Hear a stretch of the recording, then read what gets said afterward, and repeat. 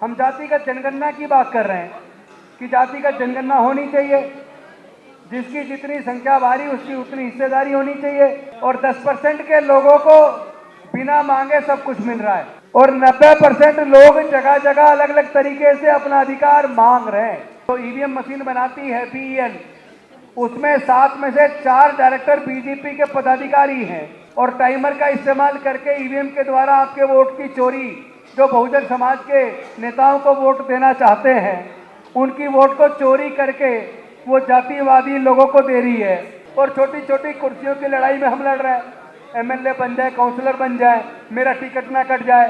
अरे टिकट मिल भी जाएगा, जीत भी जाओगे, मंत्री भी बन जाओगे, लेकिन उसके बाद भी कुर्सी पर रह के अपने बहुजन समाज के लोगों का काम नहीं कर सकते। सबको डर है मेरी टिकट कट जाएगी। अरे ये टिकट देने वाले संख्या में इतने कम है, अगर हम सब एकजुट हो जाएं तो ये हमारी टिकट काटने वाले कौन होते हैं, हम इनकी टिकट काट देंगे। और हमारे पास बोलने की ताकत तो पढ़ाई से ही आई थी, नौकरी से आई थी, दोबारा से हमारी जुबान बंद कर दी गई है। साथियों, परिस्थिति बड़ी विपरीत है और इस विपरीत परिस्थिति का कारण हम लोग खुद हैं। तथागत बुद्ध ने भी जब उनको ज्ञान प्राप्त हुआ तो जो 4 आर्य सत्य उन्होंने बताए, संसार में दुख है, दुख का कारण है, कारण का निवारण है और निवारण के लिए उपाय है। तो अगर आज बहुजन समाज के इन मुद्दों की बात करूं, जिन मुद्दों पर वी द पीपल पैगाम आज ये कॉन्फ्रेंस कर रही है, पूरे देश के अंदर लाखों बहुजन समाज के लोग अलग अलग संगठनों के माध्यम से इन मुद्दों को लेकर लड़ाई लड़ रहे। जो मुद्दे सामने आपके सामने लिखे हुए हैं,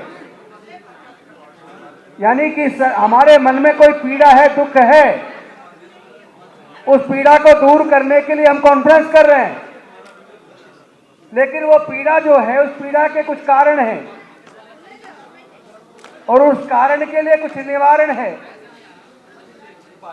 उस निवारण में सबसे बड़ा निवारण तो हमारे अंदर पल रहा अहंकार। हम बहुजन समाज के लाखों संगठन, अनुसूचित जाति, जनजाति, पिछड़े वर्गों के और माइनॉरिटीज के लाखों संगठन चल रहे हैं, लेकिन ये लाखों संगठन मुद्दों पर भी एकजुट नहीं हो सकते। चुनाव जीतना तो दूर की बात है, क्योंकि जो हम मांग रहे हैं सरकार से, हम जातिगत जनगणना की बात कर रहे हैं कि जातिगत जनगणना होनी चाहिए, जिसकी जितनी संख्या भारी उसकी उतनी हिस्सेदारी होनी चाहिए, सरकारी ठेकों में हिस्सेदारी होनी चाहिए। लेकिन ये जो मांग किससे रहे, ये कौन देगा? देगी सरकार। और जाति के जनगणना जो बिहार की सरकार ने जो की, जिसके आंकड़े जाहिर हुए, उससे ये तो बात स्पष्ट हो गई कि स्वर्ण जाति के लोग पूरे देश में केवल 10% हैं और 10% के लोगों को बिना मांगे सब कुछ मिल रहा है और 90% लोग जगह जगह अलग अलग तरीके से अपना अधिकार मांग रहे हैं। ये 90% लोग मांग क्यों रहे हैं? ये 90% लोग तो देने वाले बन सकते हैं।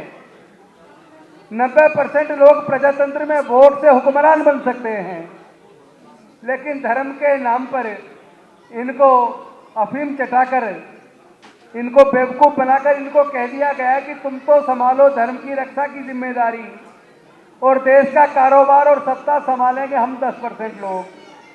जब हमारे 90% लोग धर्म को बचाने की ठेकेदारी ले रहे हैं, तो फिर इस न्याय की लड़ाई को लड़ेगा कौन? आज एक ऐसा काला दिन है। मैं एक बात बता रहा हूँ, आज की घटना, जिससे आपको सबक लेना पड़ेगा कि खेल किस हद तक बिगड़ चुका है। उसको सुधारने के लिए भी फिर बड़े पैमाने पर तैयारी करनी है।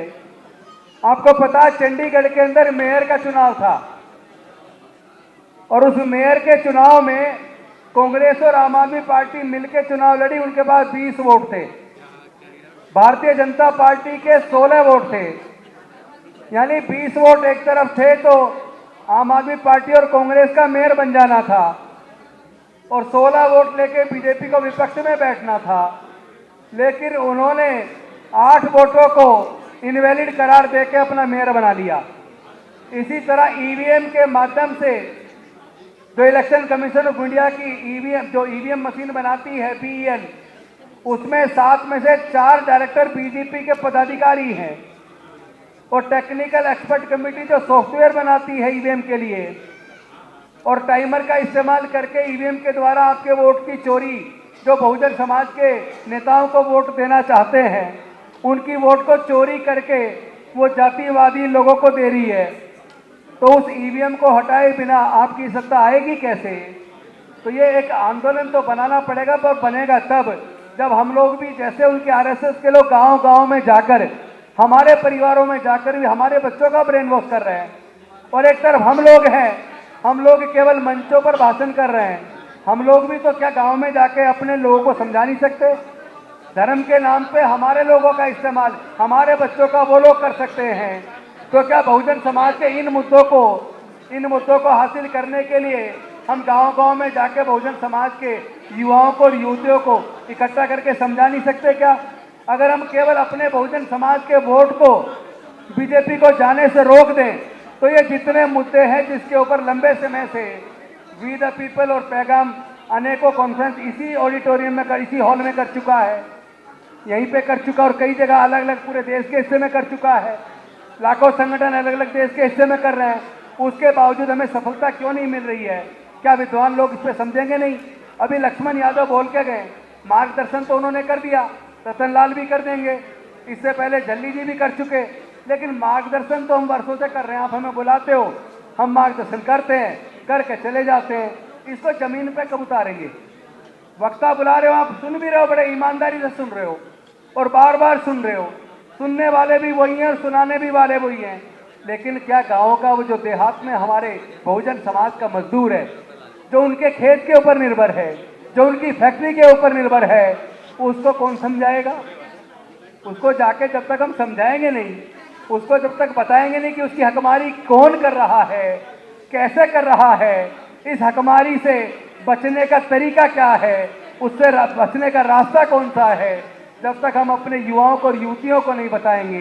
क्योंकि हम जहाँ भी मीटिंग करते हैं महिलाओं की संख्या कम होती है, पुरुषों की संख्या 90% होती है, लेकिन जब कोई कथावाचक आता है उसके अंदर हजारों लाखों की मात्रा में औरतें होती हैं और ज़्यादातर बहुजन समाज की होती हैं, तो उस मनुवादी व्यवस्था को हमारे बच्चे भी सीख रहे हैं, हमारी पत्नियां भी सीख रही हैं, और बच्चों के अंदर संस्कार डालने का काम औरतें करती हैं क्योंकि घर औरत संभालती हैं। लेकिन हमारा पुरुष एक दूसरे को भाषण दे रहा, मार्गदर्शन कर रहा है, अपने घर में बैठकर अपनी पत्नी का, बेटी का, बेटे का, अपने बच्चों का मार्गदर्शन नहीं कर रहा है, अपने बच्चों को उस धर्म की अफीम से बाहर नहीं निकाल रहा है, अपने बच्चों को जागरूक नहीं कर रहा है, और छोटी छोटी कुर्सियों की लड़ाई में हम लड़ रहे हैं। एमएलए बन जाए, काउंसलर बन जाए, मेरा टिकट ना कट जाए।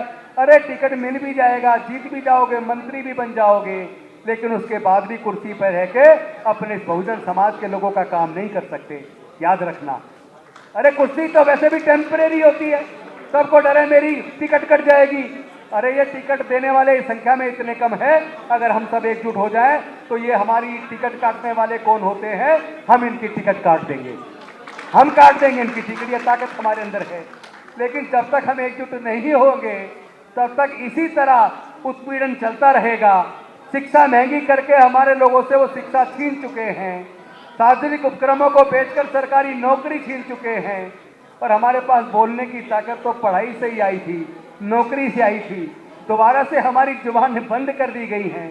लेकिन बड़े दुख के साथ, पीड़ा के साथ कह रहा हूँ, केवल अब बोलने से, भाषण देने से काम नहीं चलेगा, रोड पे उतरना पड़ेगा, रोड पे उतरना पड़ेगा। मार्गदर्शन तो आप बाबा साहेब का पूरा वॉल्यूम पढ़ लीजिए, माननीय कांसीराम साहब की सारी स्पीचेस सुन लीजिए, बहुत ज़्यादा भाषण की जरूरत नहीं पड़ेगी। लेकिन जो हम बोलते हैं, पढ़ते हैं, अपने महापुरुषों के उस मार्गदर्शन को कम से कम अपने आचरण में तो उतारो। अगर हम आचरण में नहीं उतारेंगे तो बार बार फेल होते रहेंगे।